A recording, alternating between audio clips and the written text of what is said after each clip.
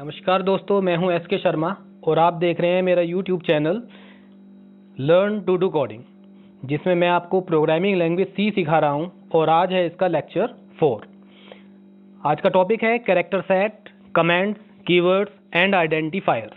ये 4 चीज़ें हैं जो कि हम आज इस लेक्चर में सीखेंगे। तो चलिए शुरू करते हैं।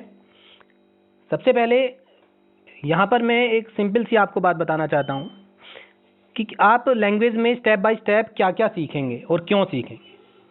तो देखिए, आप सभी लोग इंग्लिश लैंग्वेज तो जानते ही होंगे, या कोई भी लैंग्वेज बचपन से आप इंग्लिश सीखते आ रहे हैं। तो इसमें सबसे पहले आपने क्या सीखा? सबसे पहले बचपन में नर्सरी, एलकेजी, यूकेजी में अल्फ़ाबेट सीखे, फिर उनसे वर्ड्स बनाना सीखा, वर्ड्स में सेंटेंस बनाना सीखा, सेंटेंस से पैराग्राफ और पैराग्राफ से स्टोरी। यानी हम कह सकते हैं कि words is a collection of alphabets, sentence is a collection of words, paragraph is a collection of sentences and story is a collection of paragraphs arranged in a particular order. यानी एक खास order में इन्हें लगाया जाता है, तब एक प्रॉपर स्टोरी तैयार हो जाती है, या कोई चैप्टर तैयार हो जाता है, या लेसन तैयार हो जाता है। ठीक उसी तरह से सी लैंग्वेज में आपको सबसे पहले कैरेक्टर्स समझने हैं। कौन से वो कैरेक्टर्स हैं जो कि लैंग्वेज में यूज़ होते हैं, यानी किसी भी प्रोग्राम की सबसे छोटी यूनिट कैरेक्टर है। उससे हम टोकन बनाना सीखेंगे। टोकन भी कई तरह के होते हैं, जैसे कीवर्ड्स, आइडेंटिफायर्स, कॉन्स्टेंट्स। जैसे इंग्लिश में नाउन, प्रोनाउन, वर्ब, एडवर्ब वगैरह होता है, उसी तरह से यहाँ पे कई तरह के टोकन होते हैं। टोकन्स को मिलाकर हम स्टेटमेंट बनाना सीखेंगे और स्टेटमेंट से प्रोग्राम बनाना सीखेंगे। यानी program is a collection of statements and then software is a collection of related programs. यानी बहुत सारे प्रोग्राम्स के कलेक्शन को ही सॉफ्टवेयर कहते हैं, और यहाँ पर सभी प्रोग्राम्स एक पर्टिकुलर ऑर्डर में लगाए जाते हैं। तो चलिए शुरू करते हैं। सबसे पहला टॉपिक है characters. Characters used in a C programs. In most basic sense, a C program is a sequence of characters which belong to the American Standard Code for Information Interchange (ASCII) set. ASCII एक standard code है जो कि America में develop हुआ था। उसके according ही computers design किए गए थे, और सी प्रोग्राम्स या सी लैंग्वेज भी ASCII को ही सपोर्ट करती है। तो उसमें जितने भी कैरेक्टर्स आते हैं वही सी के प्रोग्राम में यूज़ होते हैं। The character set can be divided into following groups. यानी जो प्रोग्राम्स में यूज़ होंगे उनमें पहला ग्रुप है स्पेशल कैरेक्टर्स। तो आप यहाँ स्क्रीन पर देख रहे होंगे, ये सभी कैरेक्टर्स कीबोर्ड पर अवेलेबल होते हैं, तो इन्हें हम अपने प्रोग्राम में यूज़ करेंगे।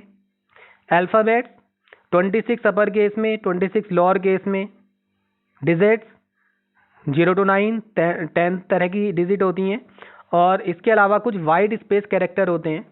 वाइट स्पेस से मतलब है ऐसे कैरेक्टर जो हमें स्क्रीन पर दिखाई तो नहीं देते लेकिन होते हैं, जैसे कि स्पेस, टैब, कैरीज रिटर्न यानी कि एंटर की जो होती है, form feed and new line.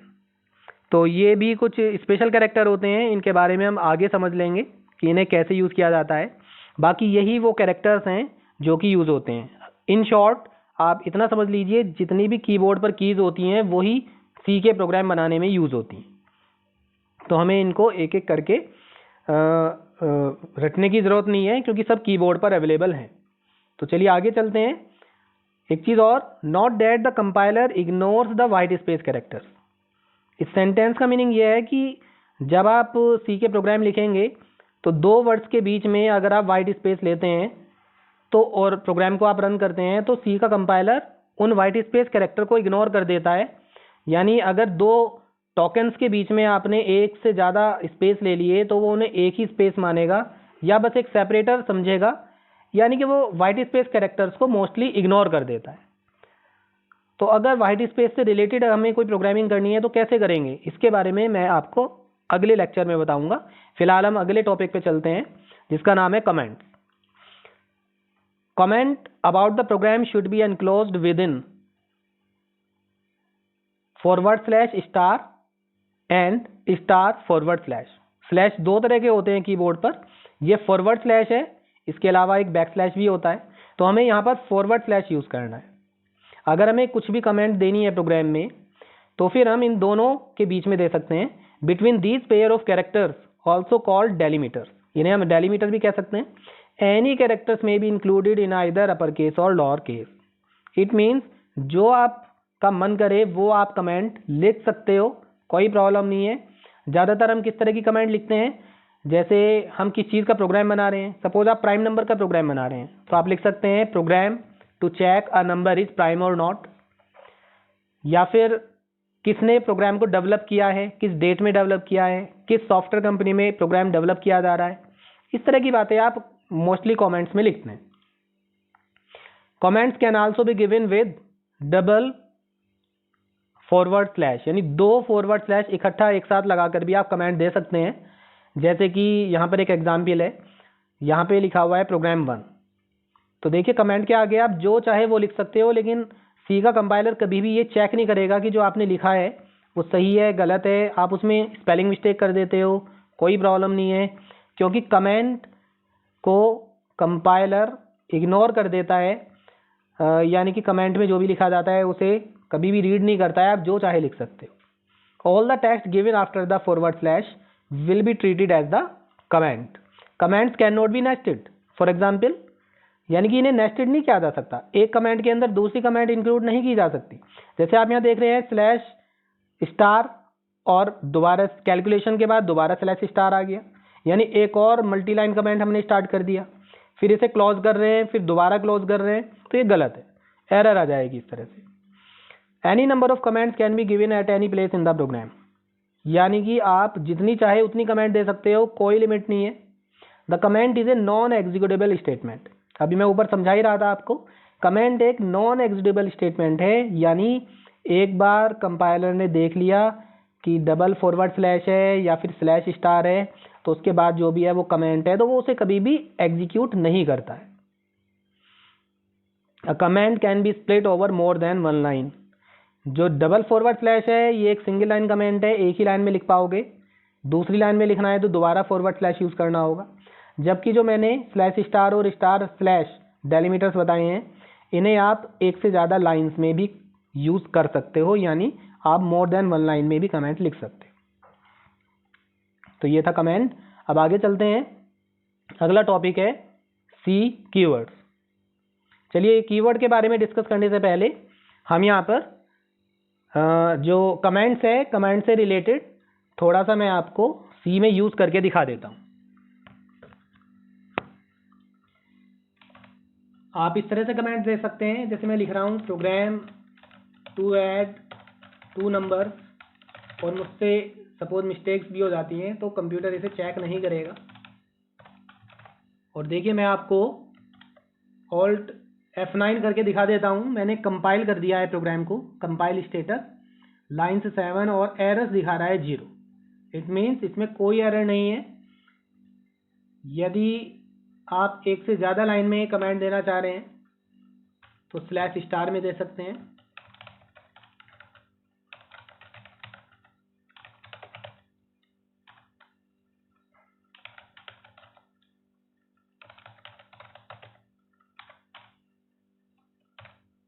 ये देखिए मैंने एक 3 लाइन में मल्टी लाइन कमेंट दी है। अब मैं फिर से ऑल्ट F9 कर रहा हूँ। ऑल्ट F9 से अगर आप ऑल्ट के साथ F9 प्रेस करते हैं तो प्रोग्राम केवल कंपाइल होता है। तो ये देखो प्रोग्राम कंपाइल हो गया और यहाँ पे कोई एरर नहीं है, एरर 0 दिखा रहा है।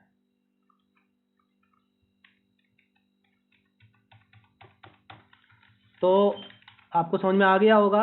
अब हम वापस अपने टॉपिक पे चलते हैं। अभी एक चीज़ मैंने और समझाई थी, आप नेस्टेड नहीं कर सकते हैं कमेंट को। सपोज करो आप यहाँ पर एक और स्लैश स्टार स्टार्ट कर देते हो और मान लिया यहाँ पर आपने इसे सोचा कि क्लोज कर देंगे, तो आप देखिए कलर चेंज हो गया है। इतना मैटर ब्लू कलर का आ रहा है और ये बाद वाला ब्लैक हो गया। इट मीन्स हम कलर देख के भी समझ पा रहे हैं कि यहाँ पे कोई ना कोई एरर है। ऑल्ट F9 करता हूँ मैं तो देखो 1 एरर शो भी कर रहा है। एरर को पढ़ लेते हैं, डिक्लेरेशन सिंटैक्स एरर। सी लैंग्वेज में ये भी प्रॉब्लम है, एरर्स को पढ़ के ज़्यादातर समझ में नहीं आता कि एरर एक्चुअली है क्या। तो यहाँ पे आप इस सॉफ्टवेयर में टर्बो C++ के वर्जन 4.5 में काम कर रहे हैं, तो यहाँ ये फैसिलिटी है कि अलग अलग टोकन्स अलग अलग कलर में आते हैं। तो यहाँ पर ये ब्लैक कलर हो गया, इट मीन्स यहीं कुछ एरर है। तो आप थोड़ा ऊपर नीचे देखकर पता लगा सकते हैं कहाँ प्रॉब्लम है। तो ये जो हमने नेस्टेड कर दिया था यही इसकी प्रॉब्लम थी। और देखिए अब ये यहाँ तक पूरा ब्लू कलर हो गया, इट मीन यहाँ पर ये एरर हमारी सॉल्व हो गई। तो चलिए अब वापस अपने टॉपिक पे चलते हैं। अब हमारा टॉपिक था C keywords. Keywords also called reserved words. Reserved का मतलब है कि जो वर्ड सी लैंग्वेज में या सी के कंपाइलर में पहले से रिजर्व हैं, यानी उनका कुछ ना कुछ मीनिंग है और वो किसी पर्टिकुलर पर्पज के लिए यूज होते हैं। Are the words whose meaning has already been explain to the C compiler, तो उन्हें ही हम कीवर्ड्स कहते हैं। तो there are only 32 keywords available in C. केवल 32 कीवर्ड होते हैं। All the keywords are in lower case. ये एक छोटा सा हिंट है कि सारे कीवर्ड जो बनाए गए हैं, डेनिस एमडीजी ने बनाए हैं, वो सब स्मॉल लेटर में ही होते हैं, लोअर केस में होते हैं। The keywords can not be used as identifier names because if we do so we are trying to assign a new meaning to the keyword which is not allowed by the C compiler. इस line का मतलब यह है कि हम keywords को variable name नहीं बना सकते। वेरिएबल को जो नेम दिए जाते हैं उसे हम आइडेंटिफायर भी बोलते हैं। आइडेंटिफायर टॉपिक भी हम अभी पढ़ेंगे आगे। तो इन 32 कीवर्ड को हम आइडेंटिफायर नहीं बना सकते क्योंकि ये रिजर्व्ड वर्ड हैं। तो अगर हम इन्हें आइडेंटिफायर बनाएंगे तो कोई ना कोई एरर जरूर आ जाएगी। तो आगे बढ़ते हैं। कौन कौन से कीवर्ड हैं, यहाँ पे पूरी लिस्ट अवेलेबल है। देखो, the list of keywords available in C is, तो सभी 32 कीवर्ड्स अल्फाबेटिकली यहाँ पर मैंने दे दिए हैं। एक बार मैं इनको रीड कर देता हूँ। Auto, break, case, char, const, continue, default, do, double, else, enum, extern, float, far, for, goto, if, int, long, near, register, return, short, signed, static, struct, switch, typedef, union, unsigned, void, while.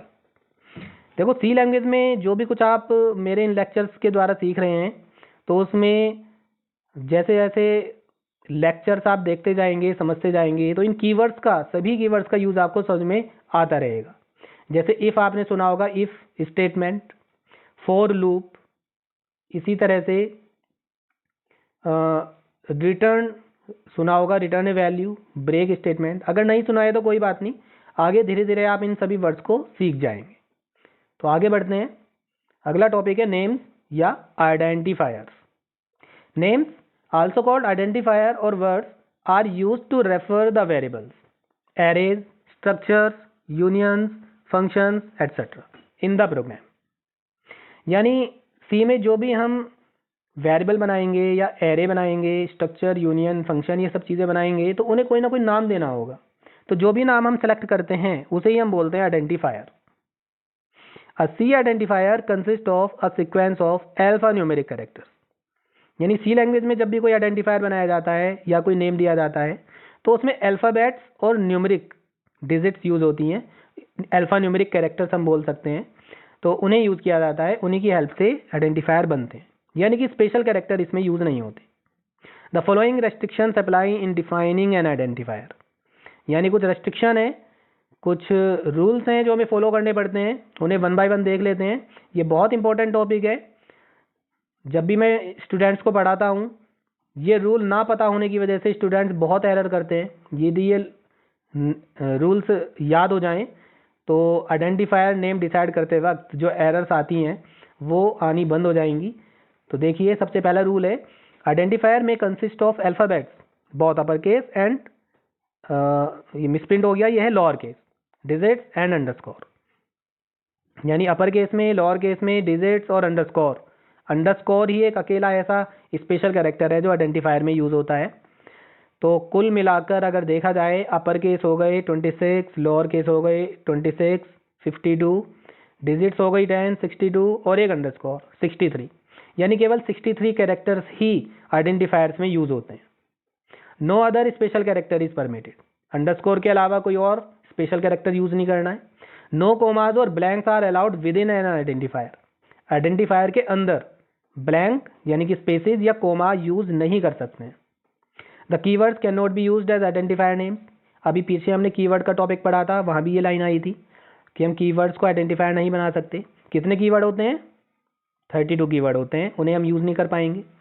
The first letter must be an alphabet और underscore. They must not begin with a digit. यानी identifier का जो पहला letter है digit से start नहीं होना चाहिए।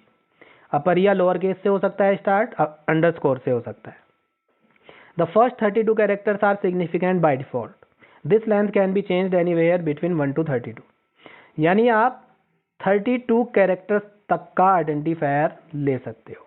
छोटे से छोटा 1 कैरेक्टर का और बड़े से बड़ा 32 कैरेक्टर का आप ले सकते हो। तो ये लेंथ हो गई किसी आइडेंटिफायर की, मैक्सिमम लेंथ 32 है। तो ये रूल्स थे जो आपको फॉलो करने हैं।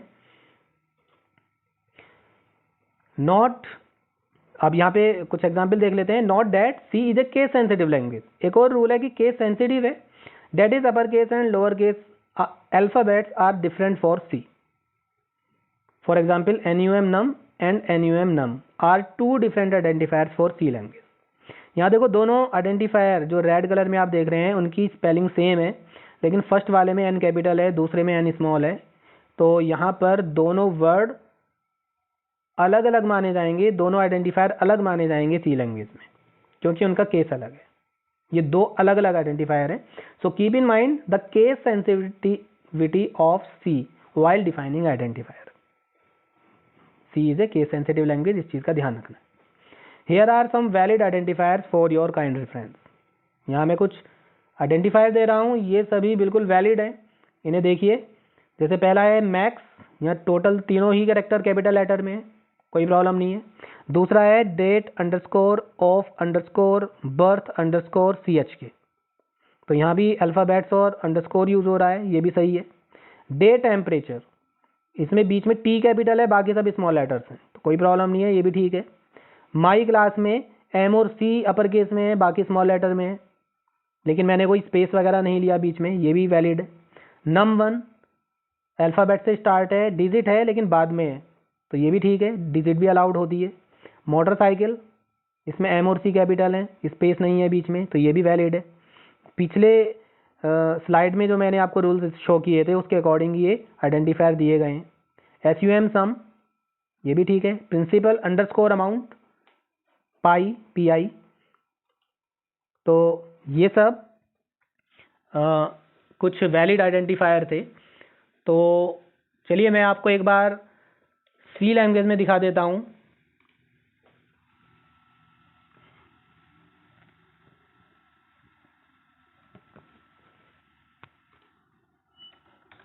देखिए मैं वेरिएबल क्रिएट कर रहा हूँ, सपोज NUM1 NUM2, ये मैंने दो वेरिएबल डिक्लेयर किए। आप कहेंगे कि मैंने यहाँ पर कोमा ले लिया, लेकिन ये वेरिएबल डिक्लेयर करने का एक रूल है कि जब दो वेरिएबल एक साथ डिक्लेयर होते हैं तो हम बीच में कोमा लगाते हैं। यानी कोमा वेरिएबल का पार्ट नहीं है, वेरिएबल केवल NUM1 NUM1 है और यहाँ पे NUM2 है, तो ये दोनों वैलिड हैं। Alt F9 करते हैं, कोई एरर नहीं आ रही है, इट मीन्स ये बिल्कुल ठीक है।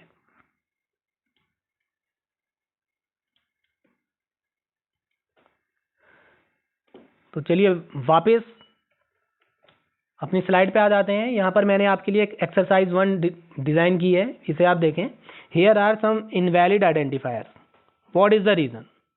यानी कुछ इनवैलिड आइडेंटिफायर लिए हैं मैंने, यहाँ पर ज़्यादा नहीं है, केवल 4 इनवैलिड आइडेंटिफायर्स हैं, इन्हें ध्यान से देखिए। आप इस समय वीडियो को यहाँ पे बीच में रोक के आप स्क्रीनशॉट ले सकते हैं। इनका सॉल्यूशन, इनका रीज़न आपको लिखना है कि क्या रीज़न है, वो रीज़न नोट कीजिए अपनी कॉपी में, और इसका सॉल्यूशन मैं आपको लेक्चर 5 यानी अगली वीडियो में दूंगा, वहाँ पे आप इन्हें मैच कर सकते हैं। अगले लेक्चर में मैं स्टार्टिंग में ही इनका सॉल्यूशन दूंगा, तो आपके लिए एक्सरसाइज हो गई। तो ये था आज का लेक्चर जो कि यहाँ पर फिनिश होता है। तो एक बार मैं रिक्वेस्ट कर लेता हूँ आपसे अब आपने अभी तक अगर मेरे चैनल को सब्सक्राइब नहीं किया है, जिसका नाम है लर्न टू डू कोडिंग, तो उसे सब्सक्राइब कर लीजिए। वीडियो पसंद आई है तो लाइक कर दीजिए, बेल आइकन प्रेस कर दीजिए, ताकि आपको जब भी एक नई वीडियो बने तो उसका नोटिफिकेशन मिलता रहे। और आगे के लेक्चर्स या आगे की वीडियो बहुत ही इंटरेस्टिंग होने वाली हैं। बहुत ज़्यादा प्रोग्राम्स बना के मैं आपको सारे टॉपिक क्लियर करने वाला हूँ, तो सारी वीडियोस देखते रहें। Thank you.